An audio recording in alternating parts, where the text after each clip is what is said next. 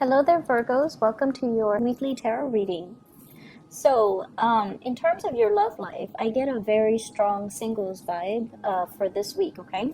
The first thing out of the deck here, we have the Hermit, and this is your energy where you are looking at somebody. You're possibly communicating with them from a distance, so there is like a geographical distance between you and the other person. You're wondering what they're up to, possibly, texting, messaging each other really, really late into the night, trying to figure out their intentions, trying to figure out if they are seeing other people or if they are texting you or interested in you exclusively. But either way, there is somebody that you're prying on.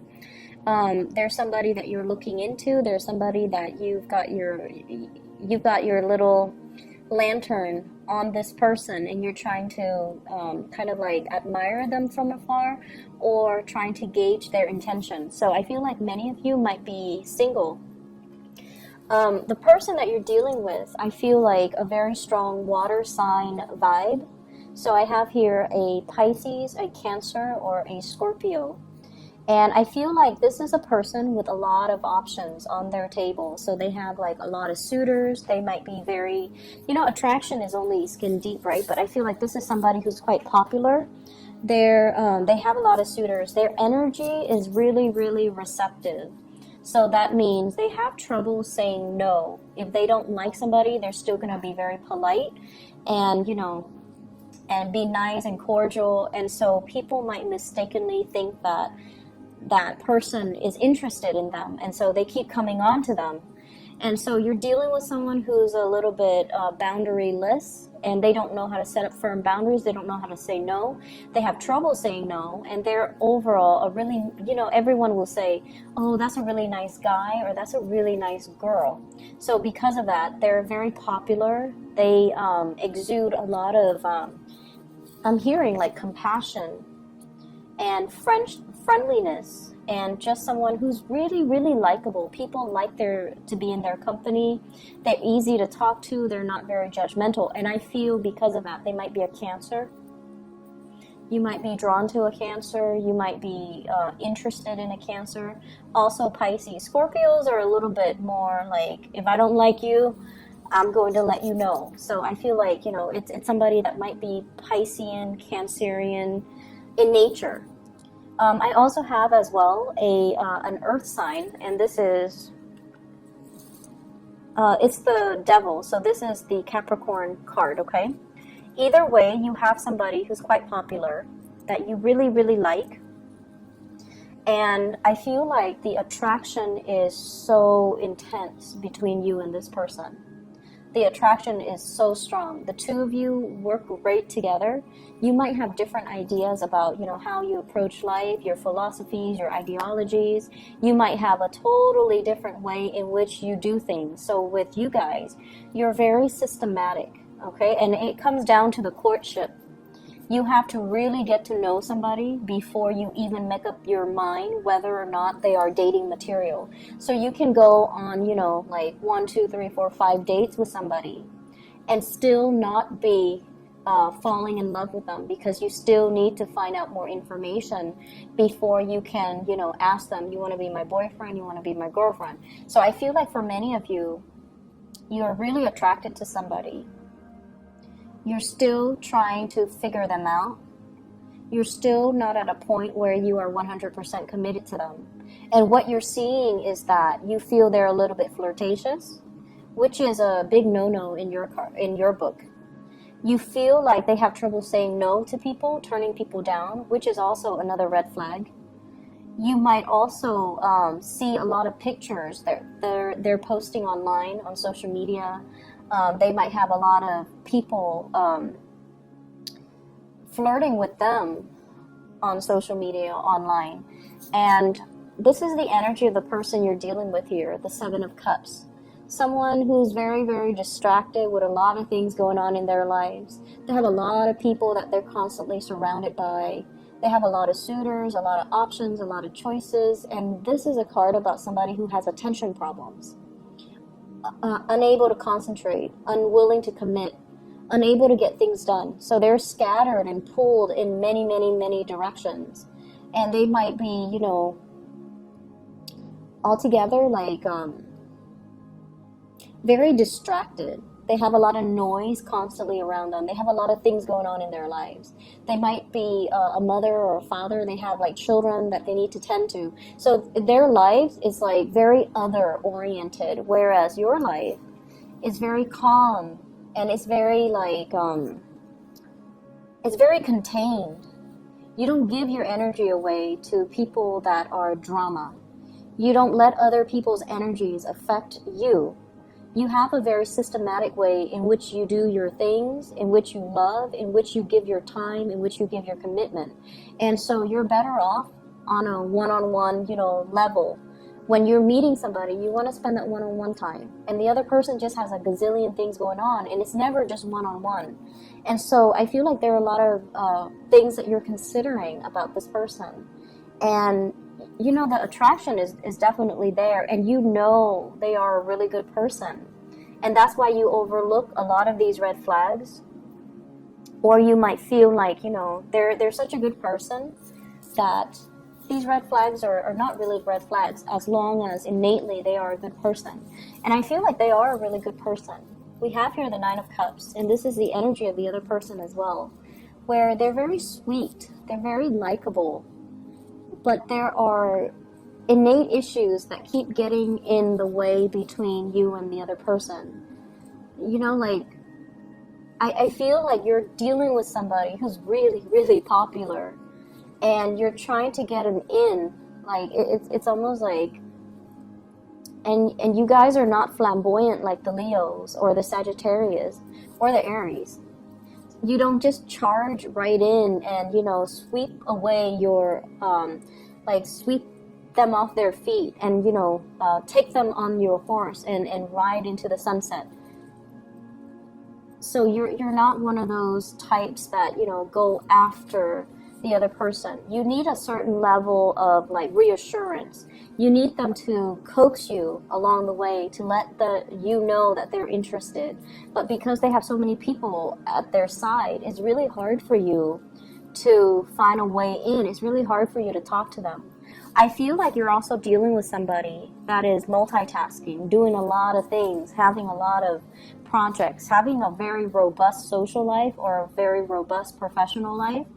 And they might be friendly, but emotionally unavailable as well. And so you're starting to realize this. But I feel like the attraction is still really, really, really strong between the two people here with the devil, where, it's a really strong magnetic attraction. And it feels almost like you're fearing this. You're fearing that you're just going to be one of the other person that's in their life, one of their suitors, one of their groupies. You want to be the one to dominate. You want to be the one, the apple of their eye. You want to be exclusive. But I feel like with this person, there might be a big challenge getting the relationship off the ground. For those of you who are in coupled relationships, I feel like there is a huge rekindling in the passion, the chemistry with another person. And you guys might have been, working at cross purposes with each other. You guys might have had a lot of disagreements. There might have been a lot of problems and issues moving the relationship in the direction that you'd hope for, because where you are at professionally, emotionally, might not be in accordance with where they're at professionally and emotionally. So both people definitely want the same things. They want to move forward. But the ways in which they start to move forward, it's like they're turning in different directions. They're spinning their wheels. And I feel like it's been really hard. It's been a big struggle to get the other person to see things from your perspective and to get them to move along in your direction. And it's almost like this required a lot of discipline. It required a lot of mutual understanding. It required a lot of patience. And this is the week where, the patience, the work, the dedication, and the perseverance starts to pay off, because you're getting a really good boost when it comes to the outpouring of love, the outpouring of appreciation from your relationship partner. I also feel like there might have been a major mutual understanding, an understanding from your end on a very deep level that, okay, this person is not like me. And it's not because they don't want the same things that I want. They might, delay on the children. They might have children of their own, and it's interfering in the way that, the two of you come together. But I feel like there is a mutual understanding here as to why they're like that. So I feel like it's deep rooted, and you have to shine the light on it to understand that, they had restrictions in their childhood, or they had issues in their childhood that contributed to the way that they are right now. There might not have been the structure and the foundation in their early childhood life that allow them to be as goal-oriented, as structured, and as organized as you. And as a result of it, in their adult life, they're scattered, they're pulled in different directions, they have trouble concentrating, they have trouble getting things done, and they might not have had a role model to really shape them, to guide them, to give them, that sense of direction. Whereas you yourself, you're very self-contained. And you don't need that, but the other person, they're very other-oriented. They needed that. There might have been a lot of restrictions growing up as well. And now as a result of that, they fear success. They fear worst case scenarios. They fear as soon as I have something solid, it's going to be taken away from me. So I feel like you're reaching a very deep understanding between you and your partner. And a lot of it has to do with a major awakening I feel happening from your end, where it allows you to kind of, be less critical and slip yourself into their shoes, to understand their worldview and understand where they're coming from and why they are like this. So it's not because, they don't have the same goals or want the same things. It's just they don't have that clear, logical blueprint as to how do I get from where I am right now to, from A to B in the most direct and concise way. Why does my life always meander? Why do the things that I touch just kind of fall apart? So I feel like the understanding, the love, the persistence and the perseverance to allow this person to be who they are, while showing your love and giving them the emotional support, that's really going to help heal them as a person, and it's going to help them overcome a lot of the trauma that they've dealt with, okay? So, for those who are single, I see a big water sign, Pisces, Cancer, Scorpio. I feel like, by the end of the week, you're going to have some type of a consensus, some type of an offer. You might be making your offer, or they're going to be they're going to give you that little nudge. They're going to be like, I'm interested. I feel like a touch, a compliment, a witty remark or something. And then they kind of shyly smile, and that's going to be your sign. That's going to be your sign that they're interested, and you need to, make a move and go forward with them, okay? So that clarity is going to be coming in, and I feel like towards the end of the week. For those dealing with a Capricorn in particular, or another Virgo, if you're dealing with a Virgo, they're really interested in you. And I don't know, two Virgos together, it might be amazing, or it might be, very, very prickly. So just depending on where you're at, but I think that should be interesting. And then Virgo and Capricorns, the Capricorn person is still kind of directionless. Doesn't mean it can't work, but they're still very scattered, very directionless. But I feel like there's very strong chemistry. Whoever you're dealing with, the chemistry is really, really strong. And I feel like, whoever you're dealing with, they seem to be a very right-hearted, bright. I think the word is bright, but I'm hearing bright. Very smart, possibly, or very their heart is in the right place. They're a really good person, and I feel like you sense that, so you're able to overlook everything else, okay? Other areas of your life, I wish I could just say, you're headed in the right direction. Everything is going to be all peaches and gravy, and you're in the right place. You're professionally, you're headed into some type of a major breakthrough when it comes to your career, when it comes to your destiny.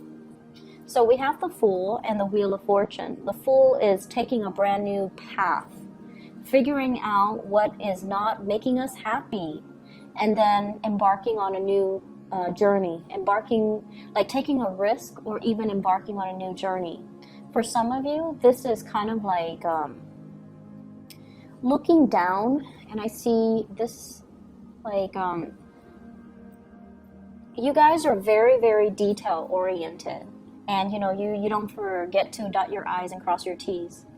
And a lot of the times in a work environment too, you perform your role.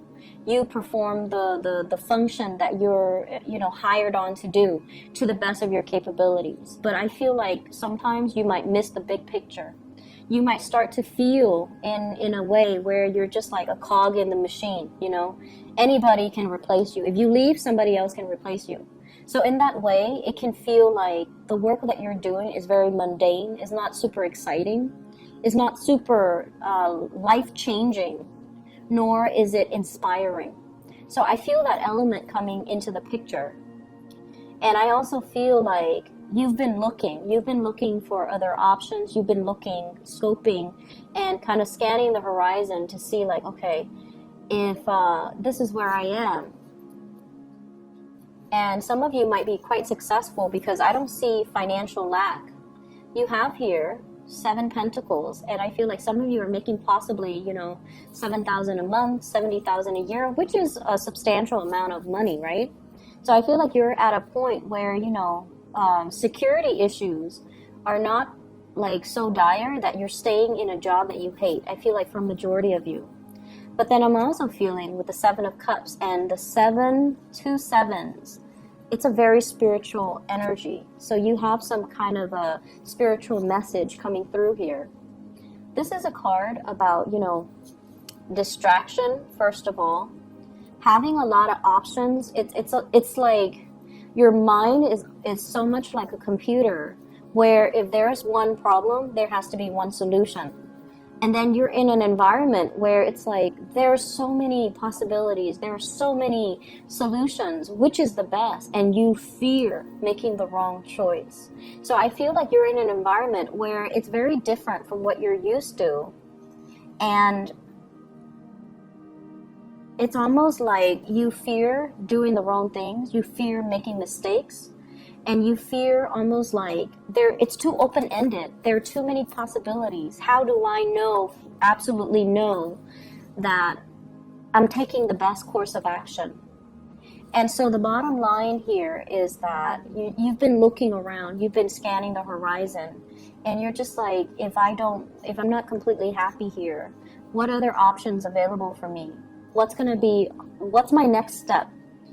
If I don't want a demotion, if I want to, stay within the same work environment, how do I advance? And I feel like you have a lot of skills under your belt. It's just a matter of looking to see what else is available for you. And I feel like something is going to be coming in with this Ace of Cups. Whatever has been kind of like out there in the ethers and you're kind of looking at it, it's going to solidify itself and it's going to show itself.